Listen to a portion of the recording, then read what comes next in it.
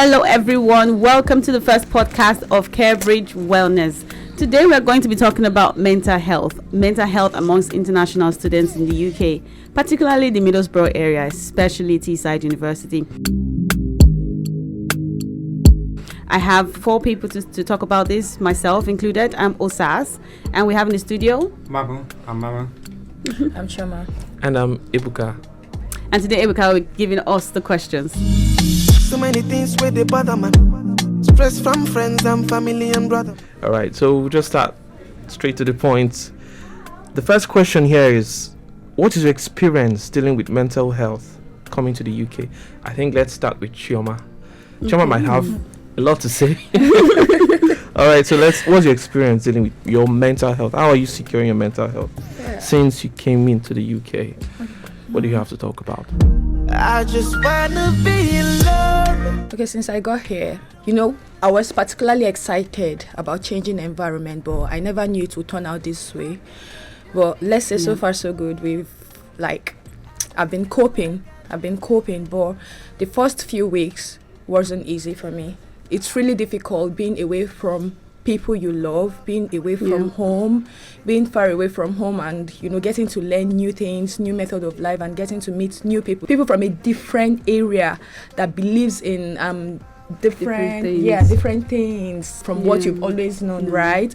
So the first few weeks that I came, I can't even lie, I've always been a crybaby. I would always cry here, this is me being sincere. I would always cry myself to sleep. So Mamu, do you cry? Voila. Sometimes I'm happy, sometimes I'm sad. I don't know what's over me. I'm going to be honest. I can't remember the last time I cried. Oh no. Yeah, because I process things differently. So I don't see a reason to cry most times because I handle stress in a way that I know myself best. So when I'm stressed, I go on a walk. I do something I love just to not feel that pressure. So I usually don't put myself in situations where you're not crying. I would have to burst out and cry or something. But talking about crying, what are the factors that bring out this wanting to cry? I mean, of course, we know they're having to adapt to the weather, having to get an accommodation, having to a whole lot of things. But what's the high point of all this? What can we say is that thing that makes you think, man, I'm done with this. I'm done. Yeah. Accumulation of little things. Asaz, what do you think? It is, like you said, accumulation of little things. So it's the pressure of finding work, it's the pressure of ICA, it's the pressure of perhaps you don't have an active relationship, someone to cuddle with, talk to, somebody that is responsible for you in the real time, instant, right now. Of course, you have friends. Your friends go home, and everybody have their problems, but nobody's thinking about you in that moment. So when all of these things happen all at once, say for example, you just get a love letter from a potential employer that you thought, oh, I'm going to get this, and then you just saw a mail from school. What do you mean love letter? Clarify your terms. So love letters are rejection letters that potential employers send. Unfortunately, there was one more person better than you. There's always that one more person. Exactly. And then why am I not the one more person? Why send it to other people? It should be this person. Yeah, I know that thing actually, as little as it might seem, hot tears. It tears like a razor. Yeah, I have a story. There was a day that I was going through it, and then there's this bus that came. I was supposed to get a bus, and the bus came by, every 1 hour bus from work. The bus came by, saw me. I was looking at the driver was looking at me, and passed me by. Hey. And it was cold, and it was very far away from my house. The way I was crying like a child, like somebody took my sweets. I swear, it was not even about the boss. It was accumulation of all these things that are happening throughout the day. Do you get? Yeah. Yeah, it gets you to that point. So Chima, what makes you cry? I think the very first time that I cried was when I newly moved into Middlesbrough. We are expected to just learn how to use the map. So the very first day I went shopping, I missed my way. There was literally nobody to call. I could not find my way home. Not knowing that I was just few walk away from my house. I had to just stay there. I had to now call a friend I've always known from Nigeria that lives in Middlesbrough. He picked up and asked me where I was. I had to, look around for any landmark I can. And I was like, you're just 2 minutes away from me. Just wait, I'll come and pick you. So that was how he came, picked me up from the place and took me home. Wow, I cried. Why is it that ladies? I'm not being sexist here. Don't get me wrong. We'll still drag you. Continue. But why is it that ladies are more prone to? For example, now, let me speak with Mamu. Okay. Mamu, imagine I call you inside code that Alpha, I'm somewhere, I don't know my way. What will be the first thing that'll come to your mind? Why you go lost? It's about the responsibility thing, yeah. I think it's a gender thing as well. It's not. Mostly people that for guys, they like to own up to stuff. They like to say, okay, this did not stop. Now me Kosam. Do you get? For ladies, why is it me? Why am I the one experiencing this? Can't do this for me? Do you get? We are more. It's easy for people to take our responsibilities away from us. So when we now have to face all these things, no, I can't be me now. Why is it going to come and pick me up? So it's soft life and hard life thing. It's soft life and hard. Guys are already known that, okay, we are the ones that making stuff happen. You get?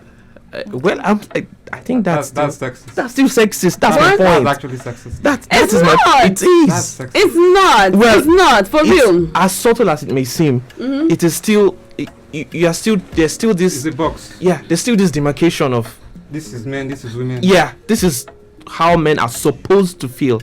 This is how men are supposed to react. We are doing diagnosis here, yeah? Okay. Why do men feel? Why do women feel? So we are just diagnosing. We're not saying it's right or wrong. We're not saying it's. We're not alluding that this is how it's supposed to be. We're just saying this is perhaps why it is like this. Do you get?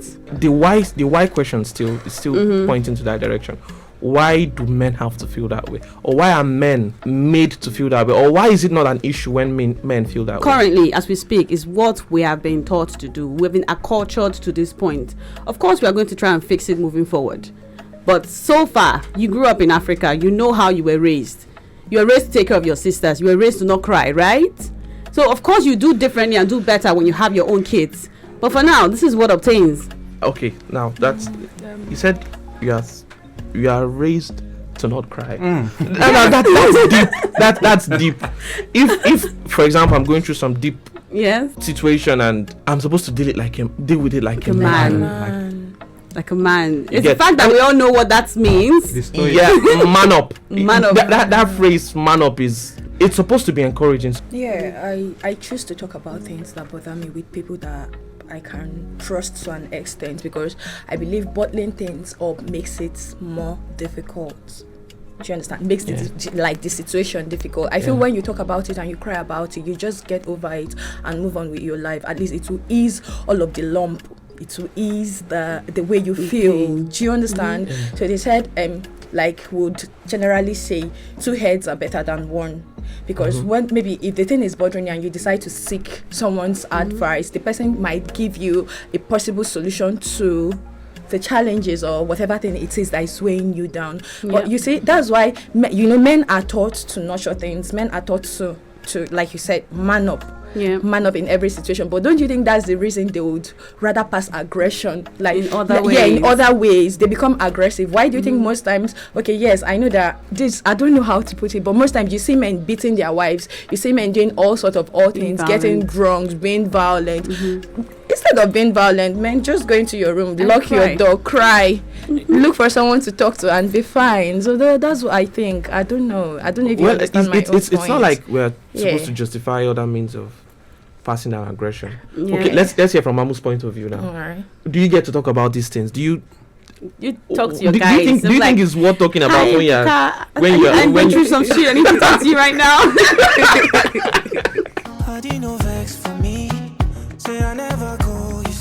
I have talked to people, like my friends. I talk to people sometimes. We need more of this kind of men. Because have is I still do.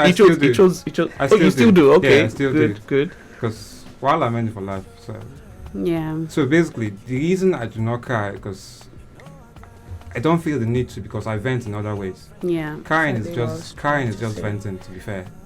It's a form of venting. There's even the aggression thing is also a form of venting. Exactly. So if you can find like a healthy way that works for you, do it. Not exactly have to cry. Crying is just one way. Yeah. There's multiple ways to process your emotions in a healthy way. So I just find what works for you. Yeah. I would also recommend therapy. Some people know how to cry alone, but they now feel guilty for crying alone. They feel bad that they have to be that way. They would like to talk to other people. Perhaps they don't trust people enough to open up to them. Exactly. Perhaps they don't like the way the people would look at them or behave around them when they open up to them. It's not a crime to seek professional help. It's not a crime to find a therapist in your area, in your school. There are affordable therapists. The NHS is running a program where you can get free therapy. It's not a crime to do that because the therapist will not judge you. The therapist will not carry your gist. The therapist will give you a tissue for you to cry, and when you're done, you feel a lot better. Yes, so it's really great if you could consider professional help. There's actually a thing with crying when someone is there, like I hate crying in front of someone. It might seem uncomfortable. It might seem you're very weak. It might seem like it's a vulnerable situation. Yes. It is. But having to find that one person that you can cry in front of and won't judge you, I think that's... I cry everywhere. It's magical. You cry everywhere. Cry everywhere. There's a risk here. Guys cannot... There's a risk. Mamu, I don't see myself being in some situation and coming to someone and start crying. I can count how many times I've seen my friends cry. As in, it's not a very pretty sight. Crying is not pretty. Oh my god. For you, my friend, I know that I don't text enough, but you're all